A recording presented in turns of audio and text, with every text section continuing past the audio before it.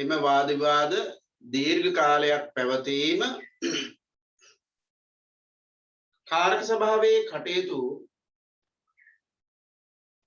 ප්‍රමාදකාරී වීමට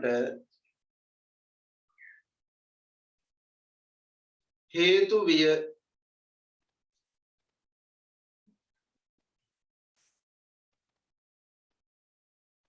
එමෙන්ම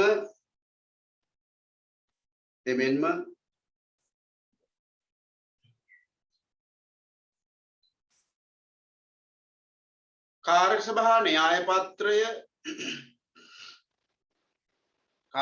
න්‍යාය පත්‍රය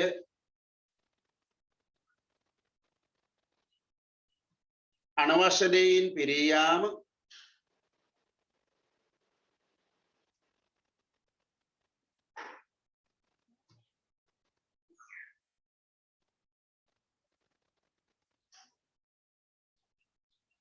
රාජ්‍ය නිලධාරීන් තිදෙනාගේ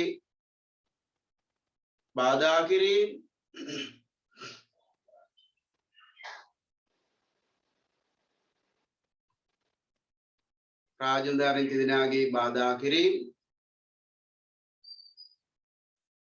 කාරක සභිකයන් අතර සාමූහිකත්වයක් නොමැතිවීම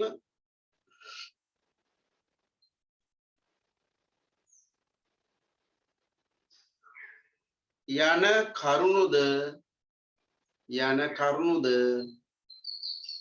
ඊට බලපෑවේය.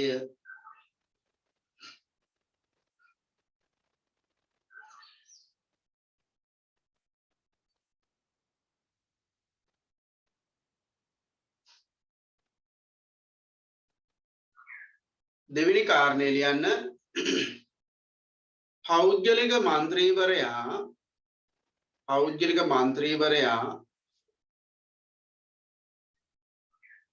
ප්‍රමාණය ඉක්මවා බලවත් වීම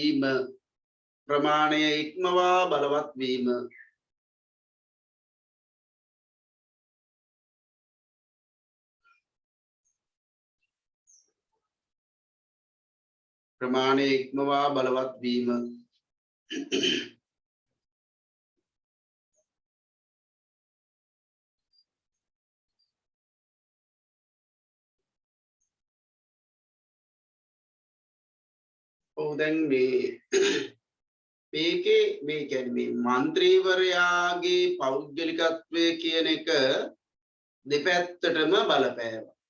අපි ඉස්සරලා කතා කරුවා පෞද්ගලික මන්ත්‍රීවරයා බලවත් වීම එක පැත්තකින් හොඳයි කියලා. නේද? ඒක යහපත් කාරණයක් විදිහට කතා කරුවා. යහපත් කාරණය තමයි එයාට තමන්ගේ අදහස් ස්වාධීනව ඉදිරිපත් කරන්න, එහෙම නැත්නම් තමන්ගේ අදහස් වලට යෝජනා වලට යම් ආකාරයක ඉඩක් ලබා ගන්න අවස්ථාව ලැබුණා. හැබැයි මේකේ අනිත් පැත්ත නරක පැත්ත තමයි දැන් මන්ත්‍රීවරයාගේ පෞද්ගලිකත්වය කියන එක අර කාරක සභාවේ කටයුතු වලට බාධාකාරී විදිහට ක්‍රියාත්මක වෙනවා. මේ අය ක්‍රියාත්මක වුණේ තම තමන්ගේ පෞද්ගලික න්‍යාය පත්‍ර අභිමතාර්ථ අනුව. තමන් යම් කාරණයකට කැමති නම් ඒක ක්‍රියාත්මක කරන්නත්, අකමැති නම් ඒක නතර කරන්නත් තමන්ගේ බලය මෙහෙවීම කෙරේ. බොහෝ වෙලාවට වෙනත් කෙනෙක් විසින් ගෙනෙන ලද යෝජනාවකට තමන් අකමැති නම් ඒකේ හොඳ නරක පැත්තක තියලා තමන්ගේ පෞද්ගලික මතය අනුව ඒක තමන්ට හොඳ නැහැ කියලා හිතනවා නම් සම්පූර්ණයෙන් මේක පරාජයටපත් කරන්න මේගොල්ලෝ තමන්ගේ මේ മന്ത്രി බලය උපයෝගී කරගත්තා. බොහෝ වෙලාවට සාමූහිකව කටයුතු කරන වෙනුවට පෞද්ගලිකත්වයට වැඩි ඉඩක් දීලා තමයි මේගොල්ලෝ ක්‍රියාත්මක වෙන්නේ. ඉතින් යාව පාලනය කරන්න බලයක් තිබුණේ නැහැ කාරක සභාවේ සභාපතිවරයාට. එයා කිසිම දේශපාලන පක්ෂයක් නියෝජනය නොකරපු කෙනෙක් නිසා එයා පාලනය කරන්න නායකයෙක් හිටියෙත් නැහැ. එයාගේ අදහස් වලට බලපෑම් කරන්නත් බෑ. මොකද එයා සම්පූර්ණයෙන් පෞද්ගලිකයි. ඒකේ ප්‍රතිඵලය තමයි කාර්ය සභාවන්ගේ ක්‍රියාකාරීත්වයට මුල් කාලීනව ඉතාම බරපතල බලපෑමක් එල්ල වෙනවා. ඉතින් ප්‍රමාණය ඉක්මවා ගිය නිදහස නේද? ප්‍රමාණය ඉක්මවා ගිය නිදහස අර ලැස්කි කියනවා නේද? වල්බూరు නිදහසක් බවට පත් විය යුතු නැහැයි කියලා නේ. නිදහස වල්බూరు නිදහසක් විය යුතු නැහැ නේද? ඒ නිසා මේගොල්ලෝ මේ නිදහස මන්ත්‍රීවරයාට නිදහස ආයුතු ලෙස භාවිතා කරනවා. දැන් ගොඩක් වෙලාවට තමන්ගේ වරප්‍රසාද ආරක්ෂා කරගන්න භාවිතා කරන්නේ නේ. හොර මැරකම් ජඩකම් වංචනික ක්‍රියා මේ ඔක්කොම කරන්න මන්ත්‍රී ධූරය කියන එක භාවිතා කරනවා. ඒ කාලේ එහෙම දේවල් කරන්න නෙවෙයි. නමුත් අර තමන්ගේ මතය ස්ථාපිත කරගන්න තමන්ගේ මතය හැම වෙලාවෙම ඉදිරියට අරගෙන යන්න ඒගොල්ලෝ මේ පෞද්ගලික මන්ත්‍රී ධූරය කියන එක උපයෝගී කරගත්තා. අපි ලියමු මෙහෙම.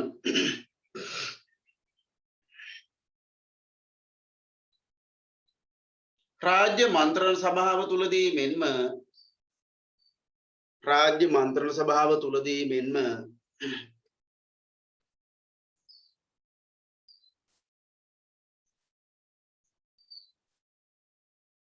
විධායක කාර්ක සභාව තුලදීද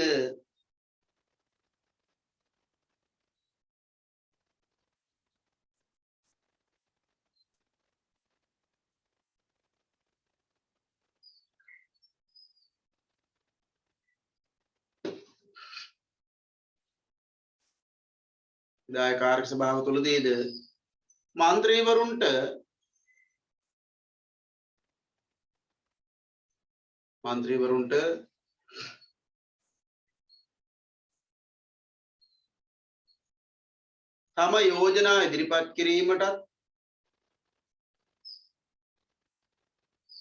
තම යෝජනා ඉදිරිපත් කිරීමටත් වාද විවාද වලට සහභාගී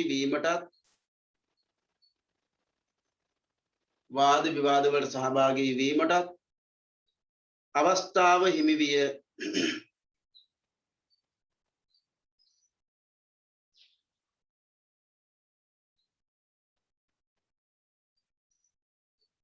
පෞද්ගලික මන්ත්‍රීවරයාගේ ක්‍රියාකාරීත්වය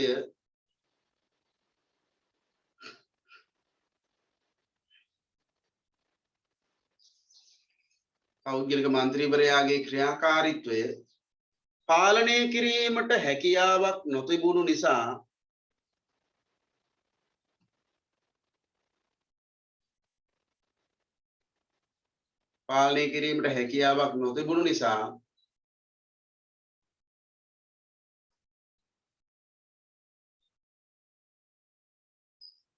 ඔහුට සීමාව ඉක්මවා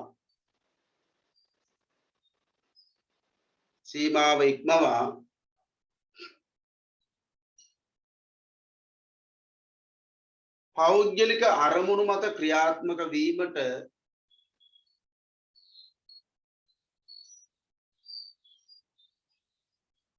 අරමුණු මත ක්‍රියාත්මක වීමට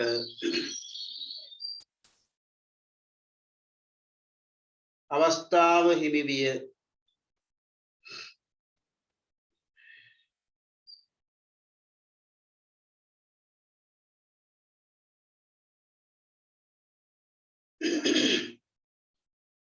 මෙහි ප්‍රතිඵලය වූයේ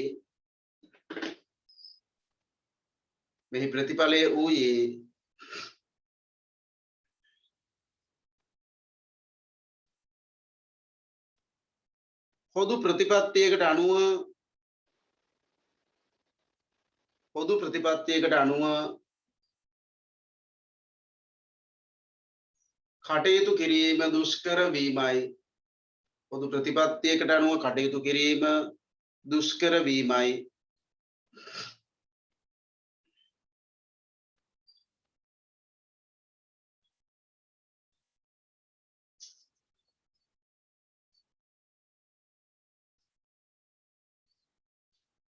ඊළඟ කාරණේ ලියන්න.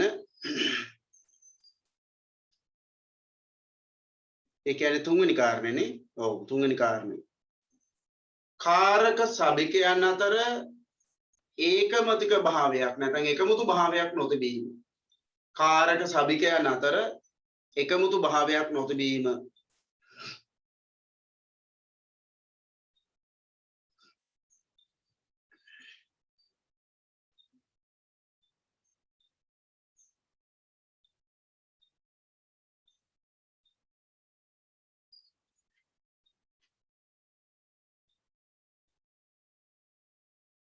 මොකද මේ කාරණේටත් බලපාලා තියෙන්නේ අර පෙර කියපු පෞද්ගලිකත්වයේ කියන කාරණේ. කියන්නේ කාරක සභාව තුල മന്ത്രിවරු 7ත් 9ත් අතර පිරිසක් ඉන්නකොට ඒ අය එක එක මතවල ඉඳගෙන තමයි කටයුතු කරන්නේ. ඒකේ ප්‍රතිඵලය තමයි ඊටාම වැදගත් කාරණාවලදී පවා මේ අයට සාමූහිකව කටයුතු කරන්න බැරි වුණා. පොදු එකඟත්වයකට ගෙන එන එක හරිම අසීරු වුණා. ඒකට ප්‍රධානම හේතුව උනේ මේ කාරක සභාවේ හිටපු සභිකයන් අතර එකමුතු භාවයක් නැහැ. තම තමන්ගේ පෞද්ගලිකත්වයන් අනුව ඒගොල්ලෝ හැසිරලා තියෙන්නේ. ඉතින් එකමුතු භාවයක් නොතිබීම මුල් කාලීනව කාරක සභාවේ කටයුතු වලට බාධා එල්ල වෙන්න ප්‍රබල සාධකයක් බවට පත් වෙලා තියෙනවා. දේශපාලන පක්ෂ ක්‍රමයක් තිබුණා නම් අනිවාර්යයෙන්ම ඒ පක්ෂය තුල යම් විනයකට අනුව කටයුතු හැඩ ගැහෙනවා. එක්ක පක්ෂයේ විනය නීති රීති මාලාවට අනුව ඊට අනුගතව හැසිරෙන්න පුරුදු වෙනවා. එහෙම නැත්නම් පක්ෂ නායකයාට තියෙන බලය හරහා ඔහුට අවනතව කටයුතු කරන්න පෙළඹෙනවා. ඉතින් මෙතන පක්ෂ ක්‍රමයක් තිබුණෙත් නැහැ. පැහැදිලි නායකත්වයක් ගොඩනැගිලා තිබුණෙත් නැහැ. ඒ නිසා මුල් කාලීනව කාරක සභාවේ අභ්‍යන්තර කටයුතු එකමුතු භාවයකින් එක්සත් භාවයකින් කරගෙන යෑම අතිශයින්ම අසීරු කාරණයක් බවට පත් වෙනවා. අපි ලියමු ඒ කාරණේ. කාරක සභාව තුල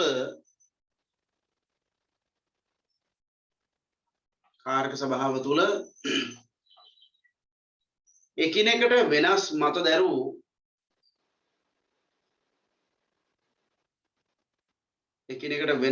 දැරූ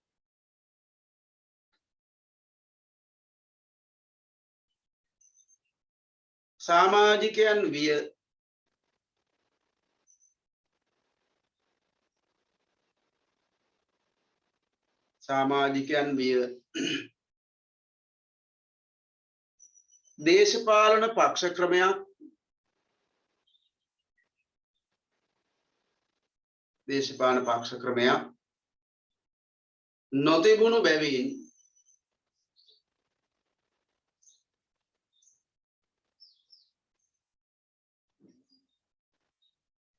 නොතිබුණු බැවින් විනය නීතිමාලාවකට අනුගත වීමක් හෝ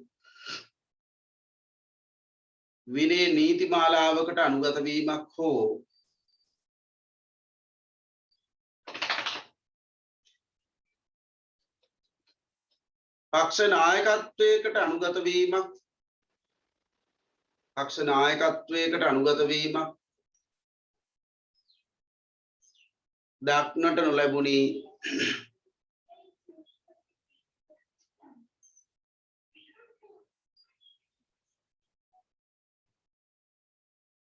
මේ නිසා තීරණ ගැනීමේදී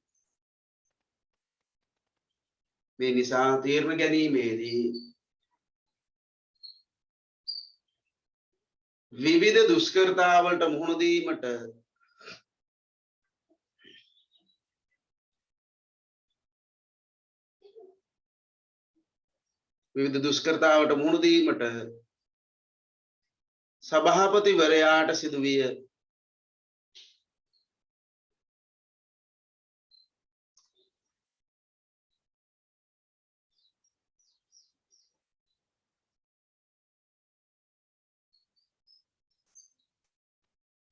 ඊළඟ කාරණේ ලියන්න.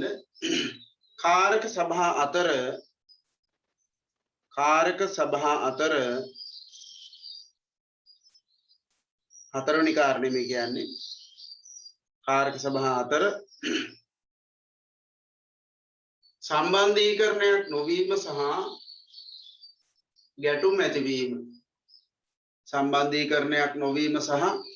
ගැටුම් ඇතිවීම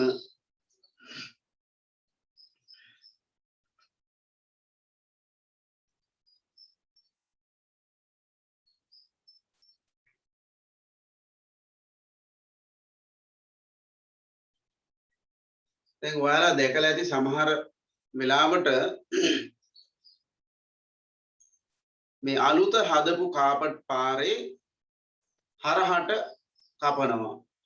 අඩි 2ක විතර පළලට අඩි 3ක් දෙකමාරක් ගැඹුරට නැත්නම් 4ක් ගැඹුරට පාර හරහා කපනවා කාණුව. කපලා දානවා වතුර බට. ඊට පස්සේ උඩින් වහලා තාර ටිකක් දානවා. මාසයක් දෙකක් තුනක් යනකොට අර කපපු කාණුව ගාවින් මෙහෙම ගානට ස්ලොප් එකට බහිනවා. ඉතින් වැස්ස ආපුවාම ඒව හරහා වතුර බහැලා පස්සේ පාර එතනින් කැඩීගෙන යන්න පටන් ගන්නවා. දැකලා ඇති සමහර වෙලාවට. ආයෙ ඔන්න පාර හදනවා. දැන් මේ දවස්වලත් මම දැකලා තියෙනවා මේ අපේ පාර අවුරුදු ගාණක් තිස්සේ කාපට් උන්නේ නැහනේ මේ කිලෝමීටර් 32ක් විතර වගේ ප්‍රමාණයක් තියෙනවා. දැන් පාර තිබුණු ගානට වඩා පළල් කරනවා. හැබැයි පළල් කරනකොට ලයිට් කණු තිබිච්ච තැනම තියෙනවා. ඒගොල්ලෝ ඒවට මේ බොරු දාගෙන තලාගෙන යනවා. දැන් තව ඉස්සරහට යනකොට ලයිට් කණු ටික පාරේ අර යන වාහනවල වදින්න වදින ගානට තියෙයි. අයි පාර පළල් කරලා. ඒ වගේම ඔන්න තව කාලවලදී අපි දකිනවා පාර හදලා තියෙද්දි ලයිට් කණු ටික ගලවලා ලයිට් කණු ටික දානවා එහාට. ඇයි මෙහෙම වෙන්නේ? සාමාන්‍යයෙන් ලෝකයේ අනුගමනය කරන ක්‍රම දියුණු රටවල් මේවා තමයි අපි තේරුම් නොගත යුතු දේවල්. අපි හැමදාම කියන්නේ මේ රටේ බොහෝ දේවල් වෙනස් වෙන්න ඕනේ කියලා. මේ වගේ දේවල් අපිට සුළුවට පෙවුනට මේ වගේ සිද්ධ වෙන නාස්ති අතිවිශාලයි. දැන් බලන්න මාර්ග සංවර්ධන අධිකාරියයි. එහෙම නැත්නම් මොනවාද ජල සැපයුම් වලට අදාළ නාගරික ජල ප්‍රවාහනයේ මොකක් හරි ඒ අමාත්‍යාංශයයි. විදුලි බලය පිළිබඳ අයිතිය තියෙන අමාත්‍යාංශයයි. මේ අමාත්‍යාංශ තුන අතර නිසි සම්බන්ධීකරණයක් තිබුණා නම් අර සැරින් සැරේ කෑලි කෑලි හදන්න ඕනේ. පාර හදනකොටම වතුර ලයින් එකක් දැම්මා. එහෙම නැත්නම් ෆ්ලයිට් කණු ටිකක් නිශ්චිත අවස්ථාන් වල ස්ථානගත කරුවා ඉවරයි. දැන් ඔය ගොඩක් තැන්වල ලෝකේ අපි තමයි මේ කණු හිටෝ ඉන්නේ. ලෝකේ දියුණු රටවල් සහ දියුණු වෙමින් පවතින අලුත් තාක්ෂණේ භාවිතා කරන රටවල් මේ කණු හිටෝ ඉන්නේ නැහැ. බලන්න කණුවක් හිටුවට කොච්චර වේදමක් දරන්න වෙනවද? ප්‍රවාහනයට යන වේදම. ඒවට වලවල් කපන්න යන වේදම. ඊට පස්සේ හිටවන්න යන වේදම. ඊට පස්සේ ආයෝ කඩාගෙනරු ගලවන්න යන වේදම. ලෝකේ දැන් අනුගමනය කරන නවීන ක්‍රමය තමයි භූගත රැහැන් පද්ධති ක්‍රමය. පොළොව යටින් කාණුවක් කපලා ඒ කාණුවේ දානවා මේ අර බොක්ස් ක්‍රමයට මේ කාණුවක් හදලා ඒක ඇතුලෙන් වයර් ටික ගෙනහිල්ලා ඕන තැනින් උඩට අරගෙන එහෙම බෙදා හැරීමක් කරා. ඉතින් අපි තවමත් ඉන්නේ මේ වෙන සාම්ප්‍රදායික තැනක. ආණ්ඩුවක් ඕනෙකුත් යාන්ගේව වෙනස් කරන්න මතක තියාගන්න. අපි දැන් හිතාගෙන ඉන්නවා මේ හොඳයි කමක් නෑ. කිසිම ආණ්ඩුවක් ඒ අලුතින් ලෝකයේ ගමන් කරන වියදම් අඩු අලුත් ක්‍රම වලට ගිහිල්ලා නැහැ. දැන් අපි විදුලියට කොච්චර වියදම් කරනවද? සාමාන්‍යයෙන් 6:30 10:30 අතරේ කාලේ නිවසේ එක විදුලි ඒකකයක් භාවිතා කරනකොට රුපියල් 52ක වියදමක් අපිට දරන්න වෙනවා. ඒ නිසා ඒ කාලය තුල හැකිතාක් විදුලිය භාවිතා කිරීම අවම කරන්න කියලායි කියන්නේ. අපි කොච්චර විදුලිය පාඩු ලබනවද නේ? විදුලි බල අමාත්‍යාංශය කොච්චර පාඩු ලබනවද? අපි කොච්චර ලොකු විදුලි බිලක් ගෙවනවද? හැබැයි මේ ලංකාව කියන්නේ සමකේ ආසන්නයේ පිහිටි ඝර්ම කලාපී රටක්. එතකොට ඉර කියන එක අපිට අපේ ඇඟ දිය කරන තාලට මේ දවස්වල ඉරව වෙනවා. ඇයි අර සෝලා පද්ධති වගේ දේවල් භාවිතා කරුවා නම් අපිට කොච්චර විදුලිය සපය ගන්න පුළුවන්? මම දැකලා තියෙනවා Facebook එකේ එහෙම දාලා දිනවා වාහන පාරේ පාක් කරන්න ඒ කියන්නේ පාරයිනේ පාක් කරලා තිනකොට අවුවයි අනම්මන ප්‍රශ්න ගොඩයිනේ. ඉතින් වාහන නතර කරන්න පාක් දිගට වාහන පාක් හදලා දීලා තිනවා. හැබැයි වාහන පාක් එක හදලා තියෙන එකේ වහලය සෝලාර් පැනල්. ඉතින් සෝලාර් පැනල් එකෙන් හිරු එළියෙන් විදුලිය නිෂ්පාදනය කරනවා. ඒක ජාතික විදුලිය පද්ධතියට එකතු කරනවා. අනිත් පැත්තෙන් අර වාහනේ නොතෙමී පවතින එහෙම නැත්නම් ඒක මේ අවුවට පිච්චෙන්නේ නැති වෙන්න ඒකට යම් ආරක්ෂාවක් ලැබෙනවා. එතකොට ඒව අනුගමනය කරන්න පුළුවන්. විශේෂයෙන්ම අපේ රටේ මේ අමාත්‍යාංශ වලට පුළුවන් තමන්ගේ විදුලිය නිෂ්පාදනය සඳහා සෝලාර් පද්ධති භාවිත කරන්න. නමුත් එහෙම නැහැ නේද? අපි ඉතින් තාමත් යන්නේ මේ නාස්ති. ඇයි මේවට ප්‍රධාන හේතු දුරදක්නා නුවණකින් කටයුතු කරන්නේ නැහැ. අපේ මාතෘකාවට අදාළ ගත්තොත් අර ඉස්සරලා කිව්ව දේවල් සිද්ධ නොවෙන්නේ මේ එකිනෙක අංශ අතර නිසි සම්බන්ධීකරණයක් නොතිබීම. කාර්ය සභාවලත් තිබුණේ ඒක තමයි. එක් එක් කාර්ය සභාවන්ට පැවරී තිබෙන අනිත් කාර්යයන් එක එක් කාර්ය සභාවට පැවරී තිබෙන කාර්යයන් අනෙක් කාර්ය සභාවත් එක්ක සම්බන්ධ වෙනවා හැම වෙලාවෙම. ඒ නිසා සාමාන්‍යයෙන් කාර්ය සභාවේ කාර්යභාර ඉටු කිරීමේදී අන්තර් සම්බන්ධතාවයක් අවශ්‍යයි. නමුත් මේ අන්තර් සම්බන්ධතාවය තිබුණේ නැහැ. ඉතින් ඒ නිසා නිරන්තරයෙන්ම යම් කාර්ය සභාවන් දෙකකට හෝ කිහිපයකට අයිති කාර්යභාරය ඉටු කරන්න ගියාම කාර්ය සභා අතර ගැටුම් නිර්මාණය වුණා. ඒ සම්බන්ධීකරණය කොච්චර දුර්වලද කියනවා නම් IDH වීරවර්ධන කියන විචාරකයා කියනවා හරියට එකම අශ්ව කරත්තය අශ්වයෝ 7 දෙනෙක් 7 පැත්තකට අදින ආකාරයෙන් ක්‍රියාත්මක වෙලා තියෙනවා. ඒකට එක අශ්ව කරත්තයක් අශ්වයෝ 7 දෙනෙක් 7 පැත්තකට ඇදුත්තෙම නේද? රෝද දෙක පැත්තක තියෙයි, කෑලි ගලිලා තව තැනක තියෙයි නේ. ඔහොම එක එක විදිහට තමයි තියෙන්නේ. එහෙම නැත්නම් ඉතින් ඒක කොච්චර ශක්තිමත් වුණත් එහෙට මෙහෙට නෑ එකම තැන තියෙයි කරත්ත. ඒකන සිද්ධ වෙන්නේ. ඒ නිසා කාර්ක සභාවල තිබිච්ච ප්‍රබලම දුර්වලතාවයක් තමයි මේ කාරක සභා අතර නිසි සම්බන්ධීකරණයක් නොතිබීම. අදටත් නෑ ඉතින් නේද? අපි ලියමු මෙහෙම.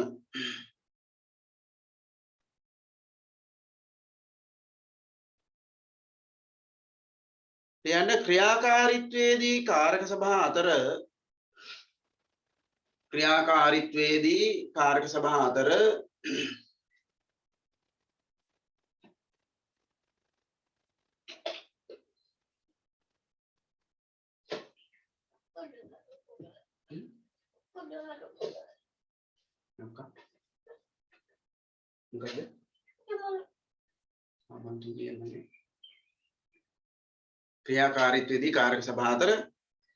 නිසි සම්බන්ධීකරණයක් නොවිය.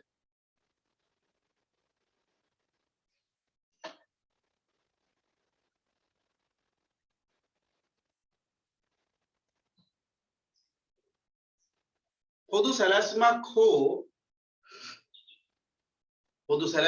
හෝ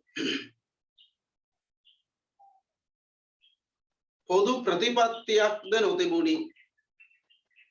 පොදු සැලැස්මක් හෝ පොදු ප්‍රතිපත්තියක්ද නොතිබුණි.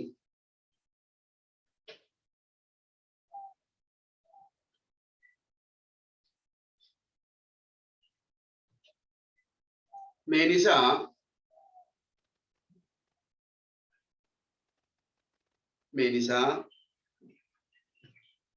කාරක සභා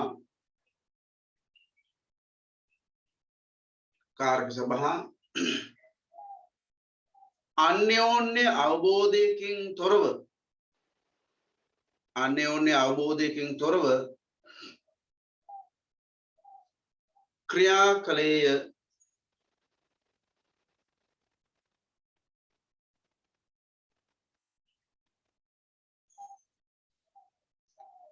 එහි ප්‍රතිඵලයක් ලෙස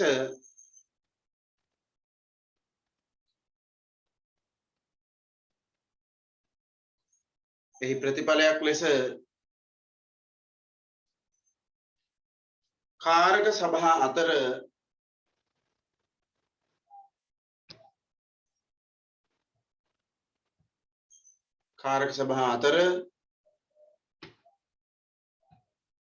ගැටුම් නිර්මාණය විය.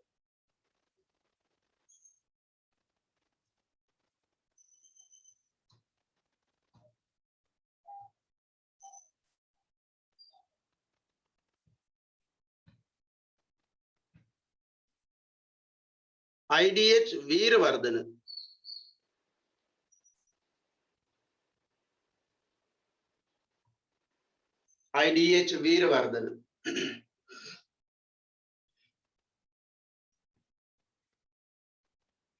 ප්‍රකාශ කළේ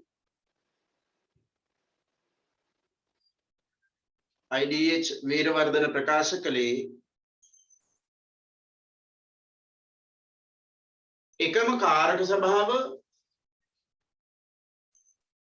ඕ ලියන්න පජුට හින්න එකම කරත්තය අශ්වයන් සත් දෙනෙකු එකම කරත්තේ අශ්වයන් සත් දෙනෙකු සත් දිසාවකට අදින ආකාරයෙන්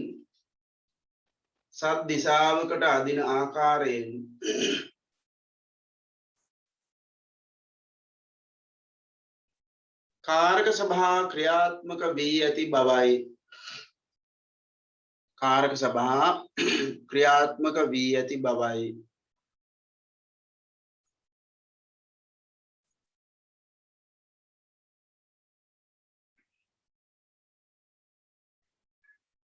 හරි ඒ හතරවෙනි අයහපත් ලක්ෂණය පස්වෙනි එක ලියන්න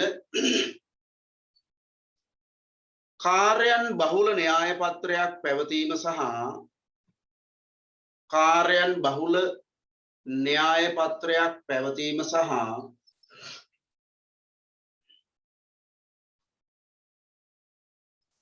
ප්‍රමුඛතා පටලවා ගැනීම කාර්යයන් බහුල න්‍යාය පත්‍රයක් පැවතීම සහ ප්‍රමුඛතා පටලවා ගැනීම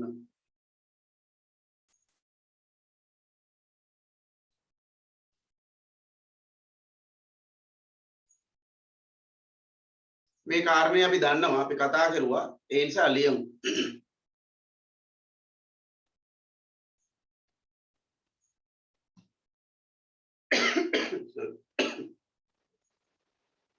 යන්න කාරක සභාවන් සාමාන්‍යයෙන්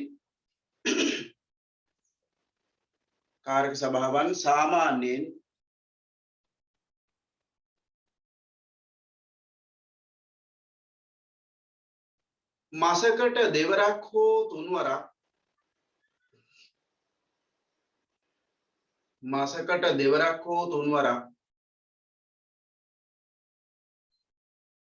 රැස් විය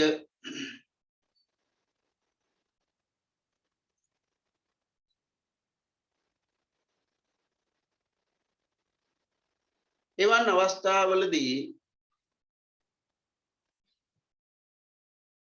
අවස්ථාවලදී සාකච්ඡාවට ගන්නා වූ කාරණා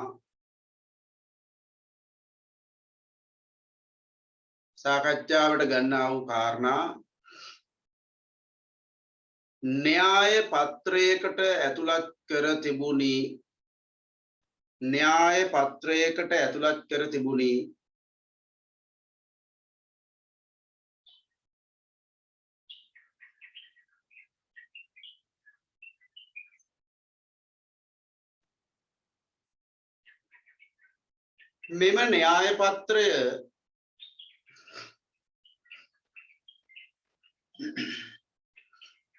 මෙම න්‍යාය පත්‍රය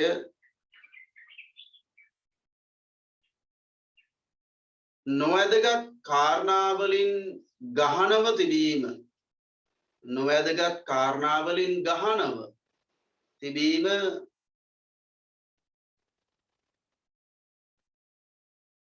ප්‍රබල දුර්වලතාවයක් විය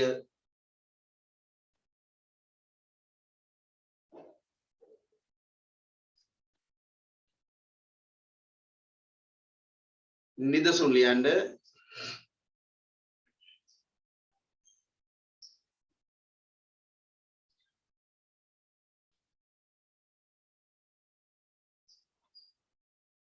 දියේ ගිලෙමින් සිටි අයෙකු බේරාගත් අයෙකුට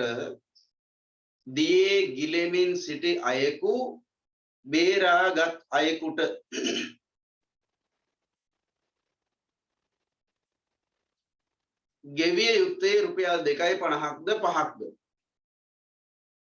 ඕන්න තිමිච්ච ඒවා දියේ ගිලෙමින් සිටි අයෙකු බේරාගත් අයෙකුට ගෙවිය යුත්තේ රුපියල් 2.50ක්ද 5ක්ද ඒක තමයි සාකච්ඡා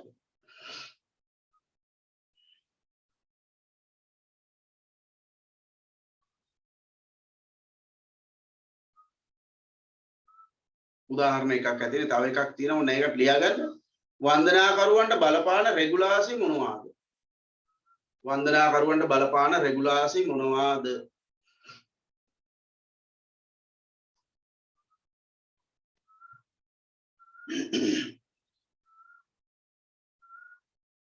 උදාහරණය අවසන් කරලා ලියන්න. එසේම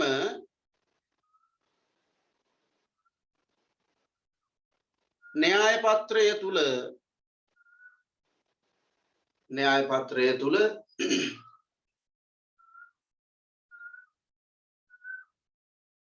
සාකච්ඡා කළ යුතු ප්‍රමුඛ කාරණා මොනවාද? සාකච්ඡා කළ යුතු ප්‍රමුඛ කාරණා මොනවාද? යන්න හඳුනාගෙන තිබුණේද නැත?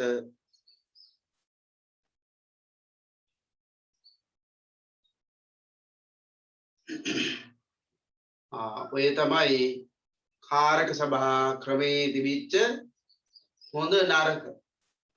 එතකොට මේ කාරක සභා හොඳ නරක මිශ්‍ර වෙච්ච ක්‍රමයක් වශයෙන් උයි හඳුනගන්නේ. නමුත් ඉතින් මේ කාලේ හැටියට 1931 1948 නේද? 47 ඒ කාලේ හැටියට කාරක සභාව ඉතින් ඇත්තටම ලොකු සේවයක් කරලා තිනවා. අපි අද මේවා සලකා බලන්නේ අපි ජීවත් වෙන පරිසරය ඇසුරින්නේ. ඉතින් ඒ කාලේ හැටියට මේවා වැදගත් වෙන්න ඇති. අදට නොවැදගත් වුණාට එදාට වැදගත් වෙන්න ඇති. ඒ නිසා අපිට කියන්න බෑ කාරක සභා ක්‍රමය කිසිසේත්ම ප්‍රයෝජනයක් නැති ආයතන සමූහයක් උනායි කියලා. පොදුවේ ගත්තොත් කාරක සභා ක්‍රමය නිසා සුබ සාධන අංශවල ඇති වෙච්ච දියුණුව, ඒ වගේම ලාංකික නියෝජිතයන්ට දේශපාලන පරිපාලන පුහුණුවක් ලැබීම, ඒ වගේම ප්‍රජාතන්ත්‍රවාදය ශක්තිමත් වීමට අවශ්‍ය පසුබිම නිර්මාණය කිරීම කාරක සභා ක්‍රමයේ තිබිච්ච වඩාත් හොඳ තත්ත්වයක් විදිහටයි අපි හඳුනගන්නේ. විශේෂයෙන්ම ලංකාව ප්‍රජාතන්ත්‍රවාදයේ කරා ගමන් කරන මාවතේ ඊටාම වැදගත් කාර්යභාරයක් මේ විධායක කාරක සභාව විසින් ඉටු කරලා තියෙනවා. නිසා ලංකාවේ දේශපාලනය සම්බන්ධයෙන් විධායක කාරක සභා ක්‍රමය වඩාත් සාධනීය වූ කාර්යභාරයක් ඉටු කළ බව අපිට නිගමනය කරන්න පුළුවන්. අපි ඒ හින්දා අන්තිම ඡේදයෙන් ලියනවා මෙහෙම.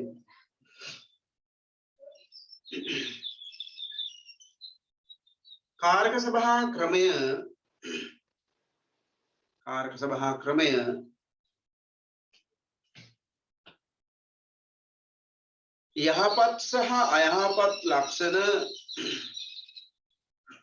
යහපත් සහ අයහපත් ලක්ෂණ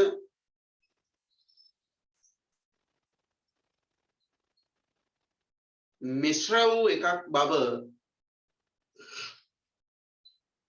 වූ එකක් බව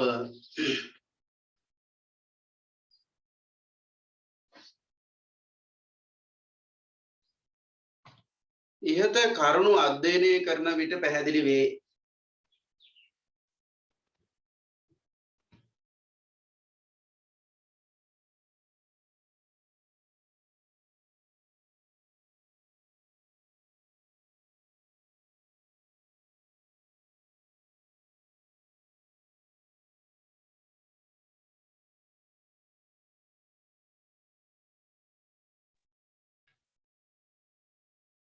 මොකද පුතේ ලිව්වේ?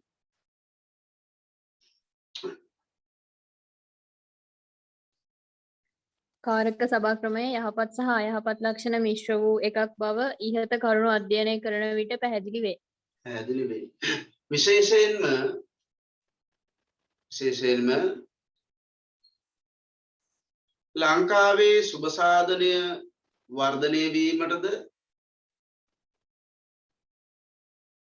ලංකාවේ සුබ සාධනය වර්ධනය වීමටද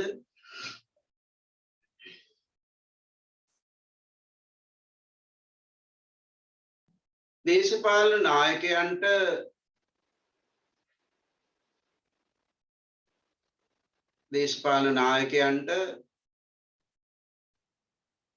අවශ්‍ය පුහුණුව ලබා ගැනීමටද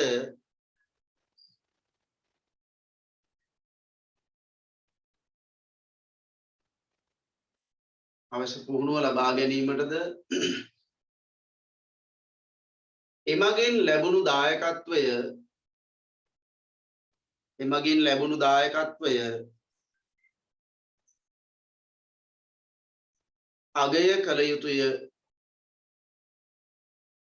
අගය කළ යුතුය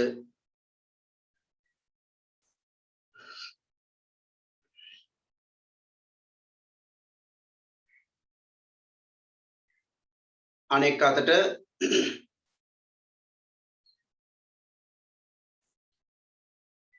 ලංකාවේ ප්‍රජාතන්ත්‍රවාදී වර්ධනයට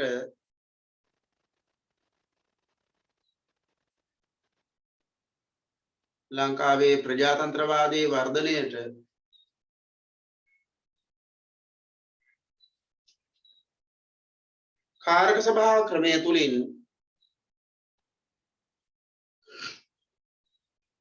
සභා ක්‍රමය තුලින්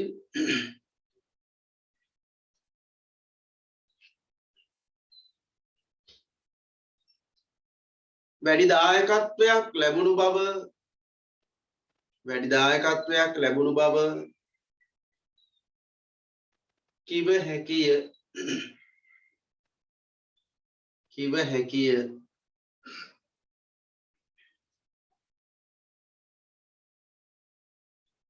හරි එතකොට අපි කාරක සභා ක්‍රමය එතනින් අවසන් කරනවා ඔයාලට අහන්න මොන හරි තියෙනවා නම් අහන්න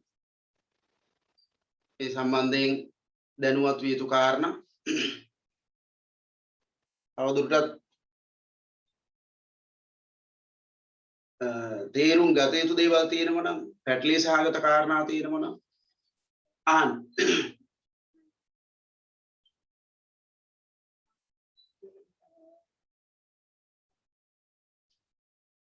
එහෙම නැද්ද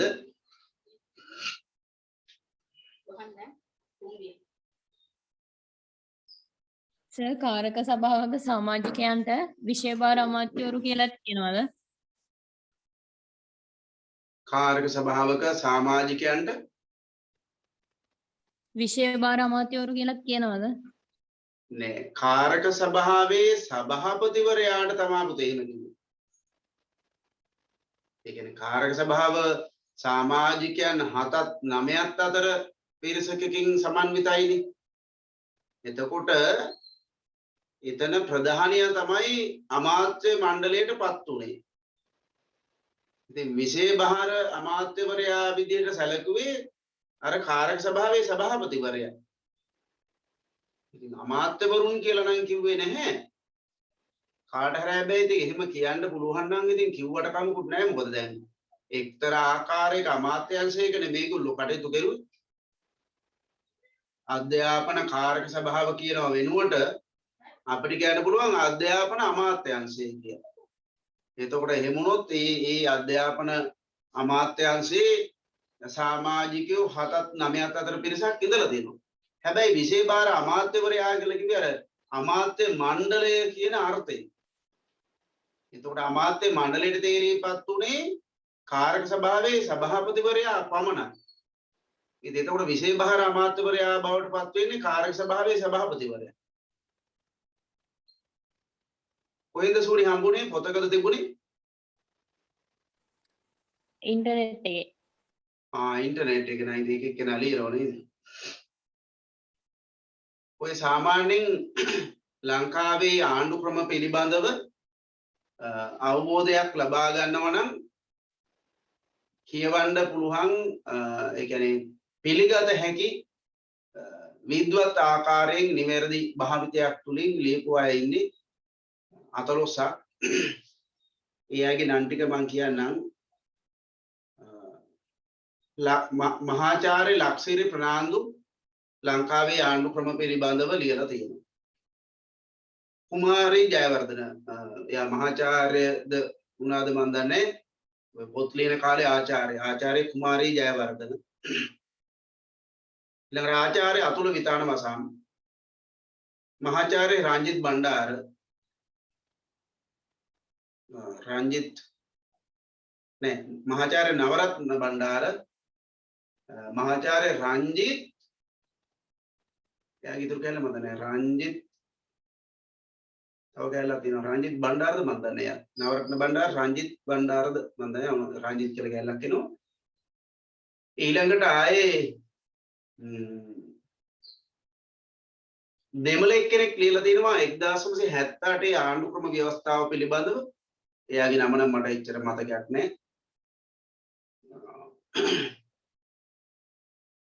ආයේ ඔය IDH වීරවර්ධන ඩොනමෝල් ප්‍රසංස්කරණ පිළිබඳව ලියලා තියෙන පොතක් ඔය ටික තමයි පුතේ මට නිර්දේශ කරන්න පුළුවන් ඉතින් ඉන්ටර්නෙට් එකේ නම් ඉතින් එක එක අය දේශපාලන විද්‍යාව උගන්වන ගුරුවරුත් ලිපි ලියලා තියෙනවා සර් මං කියවපු එක කුමාරි ජයවර්ධනගේ එකක් තමයි කුමාර ජයවර්ධනද ඔව් එහෙනම් ඉතින් ගැටලුවක් නැහැ නේ කුමාර ජයවර්ධන ලියලා තියෙනවා නම් අපිට ඒක පිළිගන්න වෙනවා හැබැයි මංගාව කුමාර ජයවර්ධනගේ පොත් නැහැ ඒක තමයි මට අහුවෙලා නැත්තේ මංගාව තියෙනවා මහාචාර්ය ලක්ෂ්මී ප්‍රනාන්දුයි නවරත්න බණ්ඩාරයි අතුල විතාන වසම්ගේ පොත් ටික තියෙනවා ඔය රංජිත් සර්ගේ පොතක් නැහැ කුමාර ජයවර්ධනගේ පොතක් තිබුණා මේක නැහැ මංගා පොඩි පොතක් තිබුණා ඊළඟට මේ තව ලියලා තිනවා අධිනීතිඥ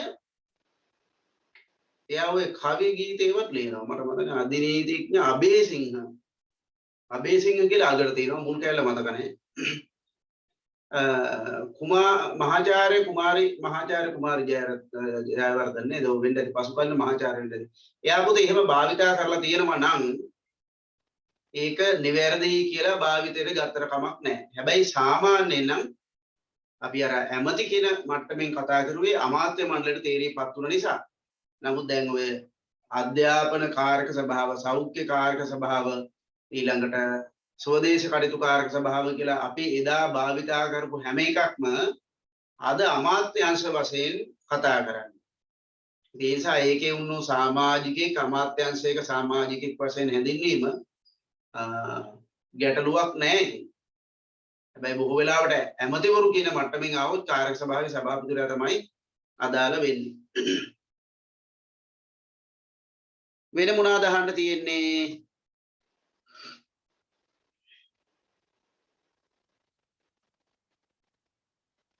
ඔව්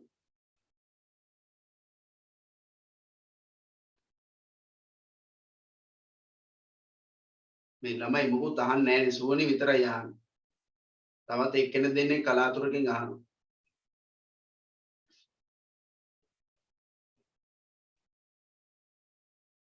මොකද පවනි වීඩියෝ එක ඔන් කරගෙන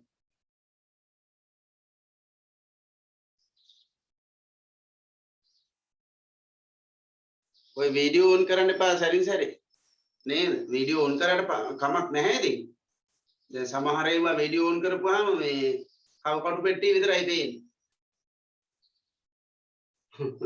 කවකටු පෙට්ටිය නැද්ද ඉතින් මේ ගෑනු ළමයි ගොඩක් ඉන්නේ රයිට් හරි වෙන මොනවා හරි තියනවද සුවනි නෑ සර් රයිට් හරි එහෙනම් අපි යනවා ලියා ගන්න මාතෘකාව ව්‍යවස්ථාදායකය ඉරිකැලක් ගහලා රාජ්‍ය මන්ත්‍රණ සභාව කියලා ලියන්න ව්‍යවස්ථාදායකය ගැන කතා කරන්න යන්නේ ව්‍යවස්ථාදායකය රාජ්‍ය මන්ත්‍රණ සභාව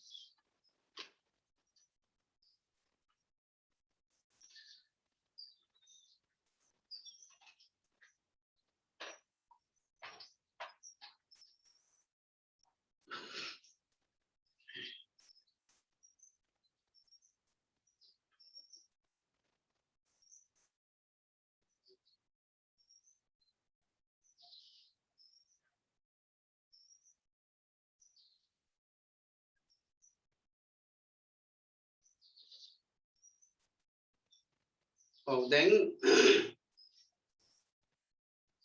1833 ඉඳන් 1931 දක්වාම ක්‍රියාත්මක වුණා ව්‍යවස්ථාදායක සභාව.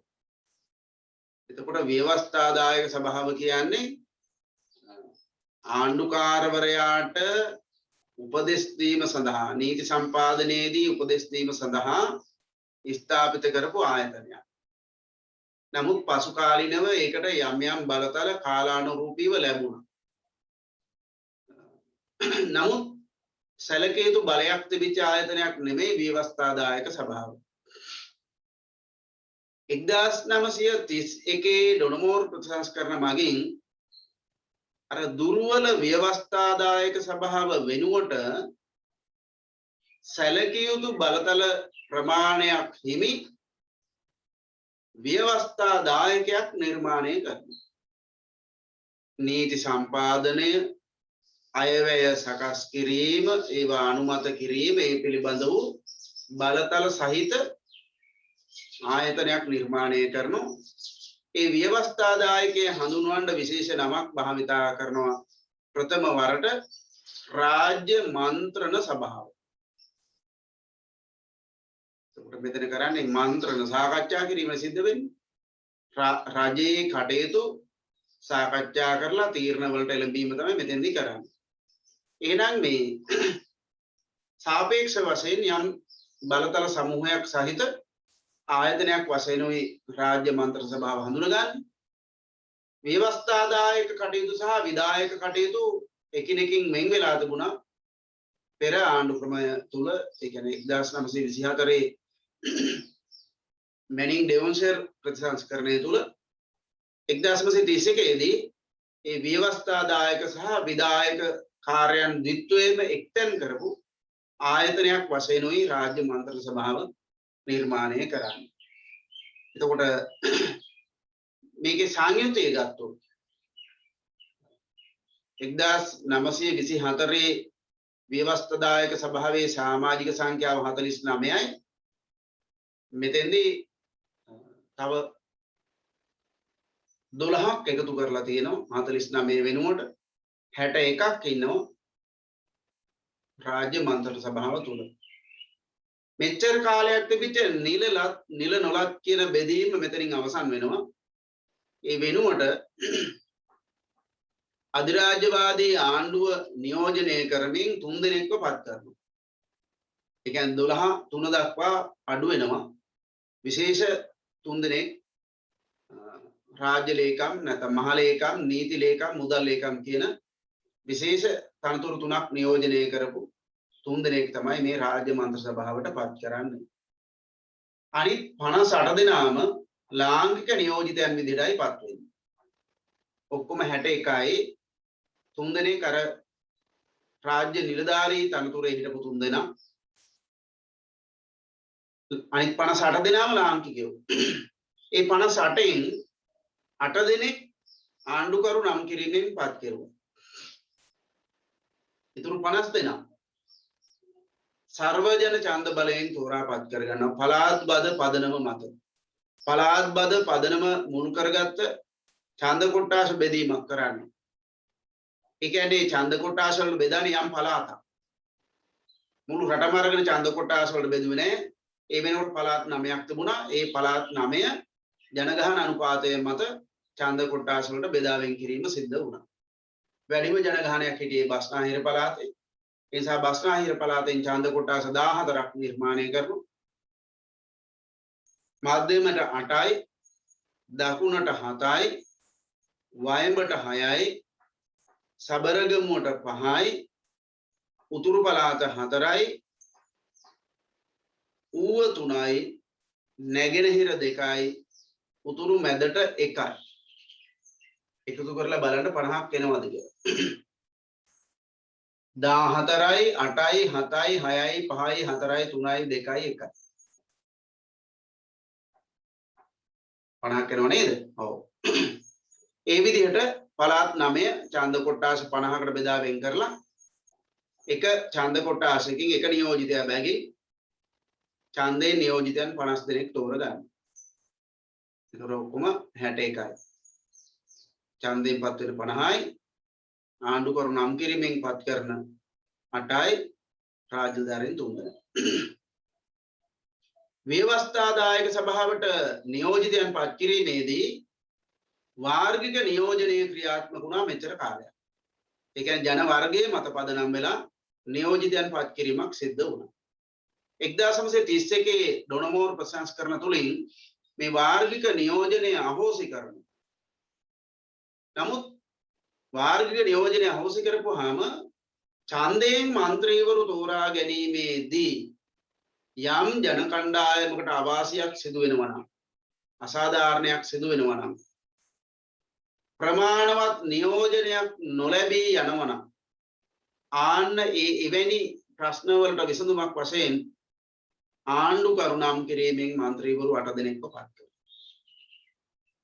මැතිවරණයේදී යම් කණ්ඩායමකට ප්‍රමාණවත් නියෝජනයක් නොලැබී යනවා නම් හෝ නියෝජනයක් ලැබෙන්නම නැතුව යනවා නම් එවැනි කණ්ඩායම් වලට නියෝජනයක් ලබා දීම සඳහා ආණ්ඩුකරු නම් කිරීමෙන් മന്ത്രിවරු 8 දෙනෙක් පත් කෙරුවා. ওই විදිහටයි රාජ්‍ය මන්ත්‍රණ සභාව සකස් වුනේ.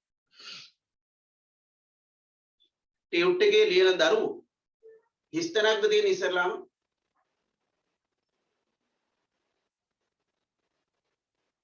කවුද ටියුට් එකේ ලියන්නේ? ඔව් සර් ඉස්තැනක් තියෙන්නේ. රූල් කීයද දෙනවද පුතා? 8ක් තියෙනවා. 8ක් තියෙනවා. එතනින් පස්සේ ඡේදය පොඩ්ඩක් කියවන්න. ඊට ඉස්සෙල්ලා ඡේදයක් තියෙනවා. එහෙනම් මේ පළවෙනි ඡේදය කියවන්න පවනේ.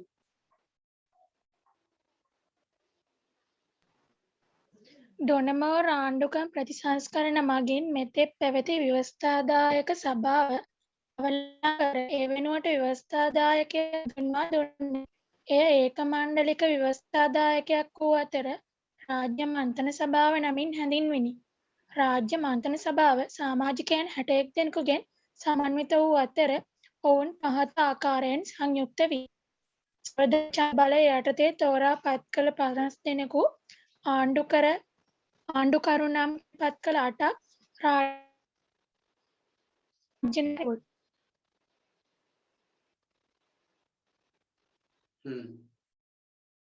හරි. අපි ලියමු මෙහෙම ටියුට් එකේ විස්තරය තියෙන අය ලියන්න ඕනේ නැහැ. ලියන්න. පොතේ ලියන අය ලියන්න මෙහෙම. 1924 ප්‍රතිසංස්කරණ මගින් මයික් එක ඔෆ් කරන්න පුතා. ආගෙද මයික් එක ඔන් වෙලා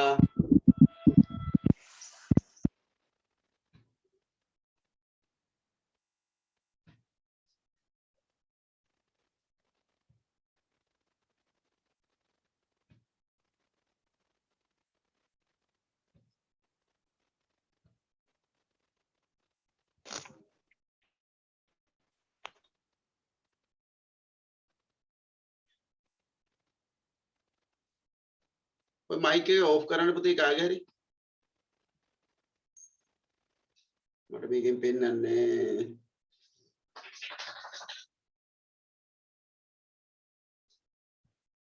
කාලය යනවා අපරාධ. ඔෆ් කරාද හරිද? මට පෙන්නන්නේ නැහැ ඔක්කොම ඔෆ් කරලානේ තියෙන්නේ.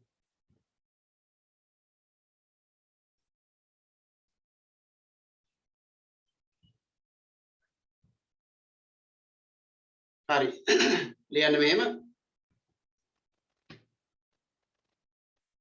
1924 ප්‍රතිසංස්කරණ මගින් 1924 ප්‍රතිසංස්කරණ දක්වා කියලා ලියන්න. මගින් නෙමෙයි 1924 ප්‍රතිසංස්කරණ දක්වා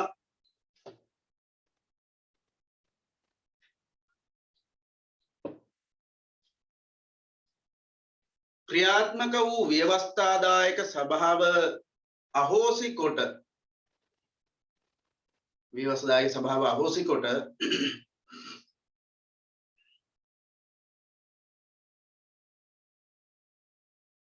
ඩොනමෝර් ප්‍රතිසංස්කරණ මගින්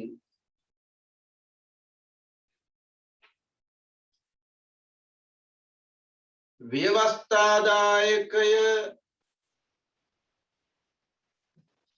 හඳුන්වා දෙනු ලැබීය. ව්‍යවස්ථාදායකය හඳුන්වා දෙනු ලැබීය.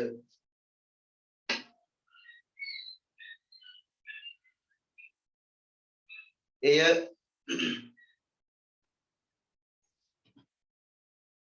රාජ්‍ය මන්ත්‍රණ සභාව නම් වේ. රාජ්‍ය මන්ත්‍රණ සභාව නම් වේ.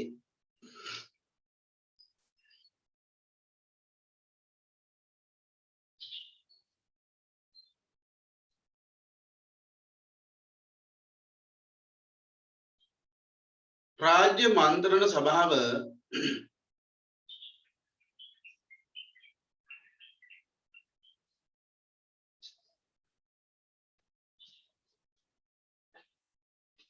රාජ්‍ය මන්ත්‍රණ සභාව සමාජිකයන් 61 දෙනෙකුගෙන් සමන්විත සමාජිකයන් 61 දෙනෙකුගෙන් සමන්විත ඒක මාණ්ඩලික ආයතනයකි.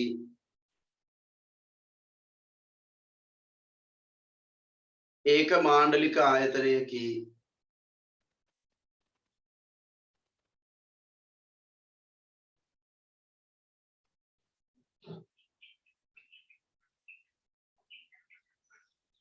එම සමාජිකයන් 61 දෙනා එම සමාජිකයන් 61 දෙනා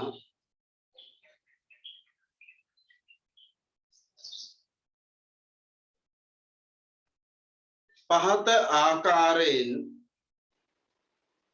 ආකාරයෙන් සංයුක්ත විය. පහත ආකාරයෙන් සංයුක්ත විය.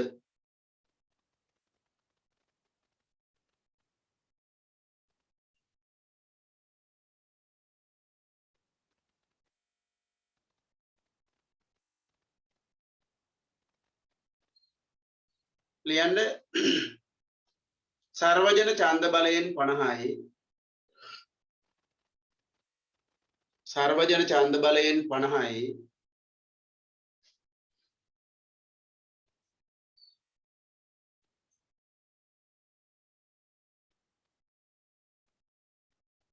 ආණ්ඩුකරු නම් කිරීමෙන් 8යි.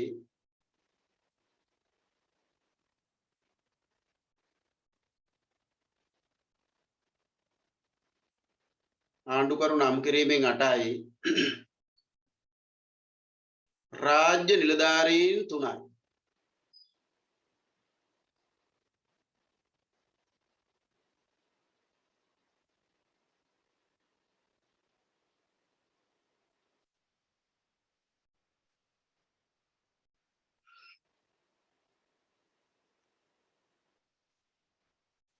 රාජ්‍ය නිලධාරීන් 3යි. දැන් මෙතන මේ සමාජිකයන්ගේ විශේෂත්වයක් තියෙනවා. දැන් ලාංකික නියෝජිතයෝ 58 දෙනෙක් ඉන්නවා. රාජ්‍ය නිලධාරීන් 3 දෙනෙක් ඉන්නවා. එතකොට මේ රාජ්‍ය නිලධාරීන් 3 දෙනාට රාජ්‍ය මන්ත්‍රණ සභාවේ සියලු වරප්‍රසාද හිමි වුණේ නැහැ. රාජ්‍ය මන්ත්‍රණ සභාවේ රාජ්‍ය නිලධාරීන් 3 දෙනාට ඡන්දය ප්‍රකාශ කරන්න පුළුවන් කමක් නැහැ. වාද විවාද වලට ඉදිරිපත් වෙන්න පුළුවන්, යෝජනා ගේන්න පුළුවන්. නමුත් ඡන්දය පාවිච්චි කරන්න පුළුවන් කමක් නැහැ. ඒ වගේම රාජ්‍ය මන්ත්‍රණ සභාවේ තනතුරු වලට පත් වෙන්නත් බෑ. ඒ කියන්නේ තියෙන කතානායක, නියෝජ්‍ය කතානායක, කාර්යක සභාපති ඔහොම තියෙනවනේ. ඒ තනතුරු වලට පත් වෙන්න මේගොල්ලන්ට පුළුවන් කමක් තිබුණේ නැහැ. දැන් ඡන්දය විමසනවා කියන්නේ නීතියක් සම්පාදනය කරන්න හෝ වෙනත් කාරණයක් සම්බන්ධයෙන් යෝජනාවක් ඉදිරිපත් කරපුවාම ඒ යෝජනාවට පක්ෂ සහ විපක්ෂ සංඛ්‍යාව සලකලා බලනෝනේ. බහුතර බලය කියන එක සලකලා බැලුවේ 61කින් බහුතරය නෙමෙයි. රාජ්‍ය නිලධාරීන් 3 දෙනායි කතානායක ඉවත් කරපුවම 57යි ඉතුරු වෙන්නේ. 57න් තමයි බහුතරය සලකලා බැලුවේ. ඒ කියන්නේ 57න් බහුතරය කියලා කියන්නේ 29යි නේ. ඔව් 29 58යි 29යි. ඒ කියන්නේ රාජ්‍ය නිලධාරීන් 3 දෙනාට ඡන්දය ප්‍රකාශ කිරීමේ බලය හිමි නැහැ. හරි. ඒ වගේම මේ 3 දෙනාට කිසිම තනතුරක් දරන්න පුළුවන්කමක් තිබුණේ නැහැ. ඒ විදිහටයි මේ ආයතනය නිර්මාණය කරලා තියෙන්නේ. ඒකටම ලියන්න රාජ්‍ය නිලධාරීන් තිදෙනා අර ටියුට් එකේ ලියන ළමයි පළවෙනි ඡේදයේ මේ කියන කාරණේ නැත්තම් හිස්තැනේ ලියන්න. රාජ්‍ය නිලධාරීන් තිදෙනා මං ගාව මේ ටියුට් එක නැති නිසා බලන්න ක්‍රමයක් නැහැ. ඉන්න බලන්න. ෆෝන් එකේ යන්නේ.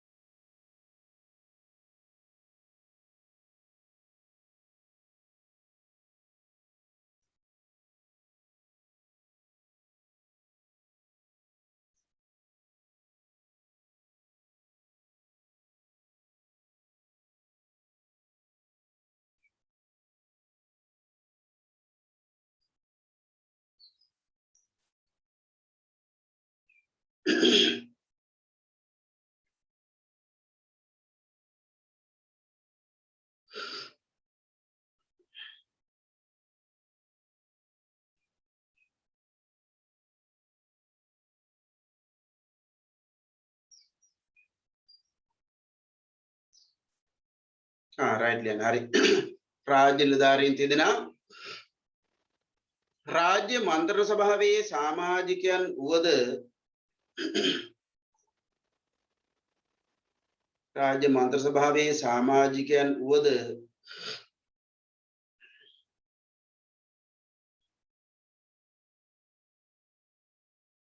ඔවුන්ට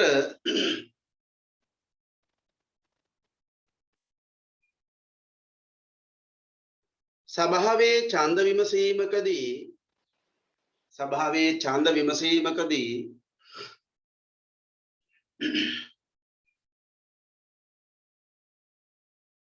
ඡන්දය භාවිතා කිරීමට හෝ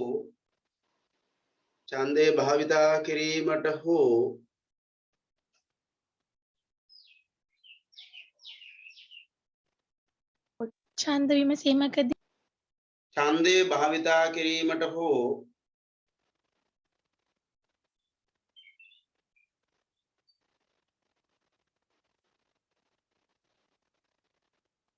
එහි තනතුරක් දැරීමට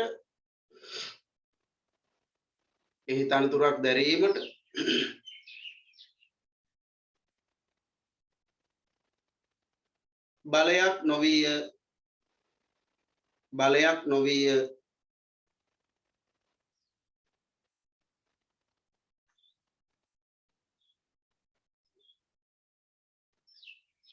එහෙත්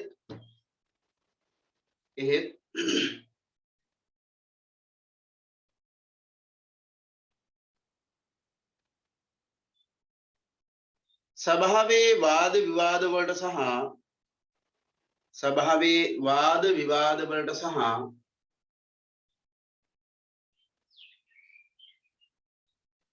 සාකච්ඡාවලට සහභාගී වීමට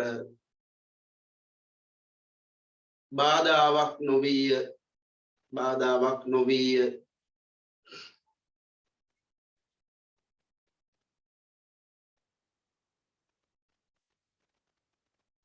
ඒ තියෙන හිස්තැනේම අලුත් ඡේදයකින් ලියන්න. ඒ තුරුණා නේද රූල් දෙක තුනක් ඉතුරු වෙන්නේ. අන්න එතනම අලුත් ඡේදයක් විදිහට ලියන්න. මන්ත්‍රණ සභාවේ නිල කාලය වසර 5ක් වුවද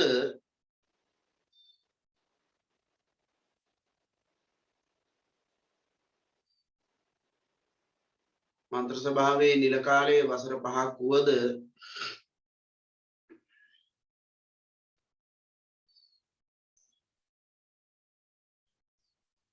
නිල කාලය අවසන්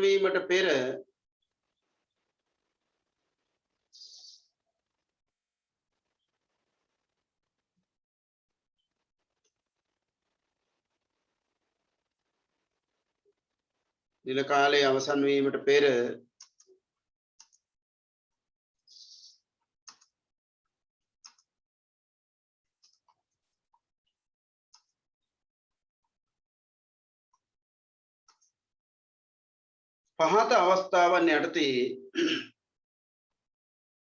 පහත අවස්ථාවන් යටතේ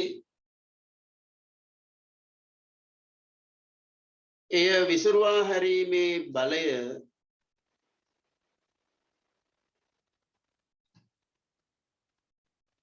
විසිරුවා හැරීමේ බලය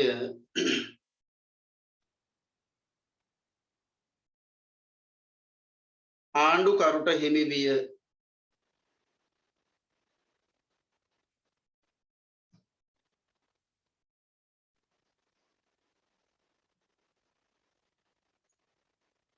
විසිරුවා හැරීමේ බලය ආණ්ඩුකරුට හිමි විය.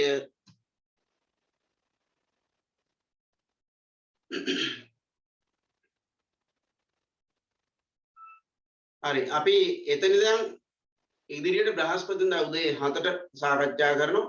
සහභාගී වෙන්න පුළුවන් අය සහභාගී වෙන්න බැරි අය වීඩියෝ එක බලලා පාඩම තේරුම් අරගෙන නෝට් එක ලියා ගන්න. හරි. එහෙනම් අදට නතර කරනවා සියලු දිනාටම සුබ දවසක්. අපි අඟහරුවාදා හම්බ වෙනවා රිවිෂන් එකේදී. හැබැයි ටියුට් එක තාම දීලා නැහැ. මට සමහර ළමයි කිව්වා මේ සමහර තැන්වල රිවිෂන් එකට සල්ලි ගත්තා ටියුට් එක ලැබුණේ නැහැ කියලා. මම මේ මාසය රිවිෂන් එකට මුදල් අය කරනවා කියලා කිව්වේ නෑ. මම ඔයාලට කියලා තිබුණේ ඒක මේ මාසේ නොමිලේ යන්නේ කියලා. ඉතින් ඔයාලා මේ මාසේ මුදල් ගෙවන්න අවස්ථාවක් නැහැ. නමුත් එහෙම දේවල් වෙලා තියෙන නිසා මාස දෙකේම ටියුට් එක දැන් මම එකට හදලා ඉවරලා දෙන්නම්. එතකොට ඔයාලා ලබන මාසේ රිවිෂන් ටියුට් එක ගන්න ඕන වෙන්නේ නැහැ. ඒක බැලන්ස් කරන්න මේ ආයතනවල කට්ටියට කියන්න මේ රිවිෂන් එක පටන් ගන්නෙ ඒ කියන්නේ මුදල් ගෙවීම ආරම්භ වෙන්නේ ඔක්තෝබර් මාසේ මුල ඉඳන් සැප්තැම්බර් මාසෙට අපි රිවිෂන් එකේ මුදල් අය කරන්නේ නැහැ. ඉන්න මාස දෙකේම ටියුට් එක ඔයාලට ලැබෙයි. ඔයාලා ඒක පොඩ්ඩක් කතා කරලා ඒගොල්ලන්ට කියන්න මේ ගෙවුවනම් මෙහෙම තමයි වෙන්නේ කියලා. මගෙන් අහුවොත් මම කියන්නම්. මම කියලා තියෙන ඒගොල්ලන්ට. ඔයාලට ටියුට් එක ලැබෙන්නේ නැත්නම් ඉතින් ඔයාලා මේ මම ටියුට් එක දීලා නැහැ ඉතින්. නමුත් ටියුට් එක ලැබෙන්නේ නැත්නම් මේ වෙනම රිවිෂන් වලට ගවන්න ඕනේ නැහැ. ගෙවලා තියෙනවා නම් ගැටලුවක් කරගන්න එපා. ඒක බැලන්ස් කරගන්න ටියුට් එක ගන්න යනකොට කියලා. එතකොට මේ මාසෙටයි ලබන මාසෙටයි දෙකටම ගැලපෙන ටියුට් එකක් රිවිෂන් ටියුට් එකක් තමයි ඔයාලට දෙන්නේ මම.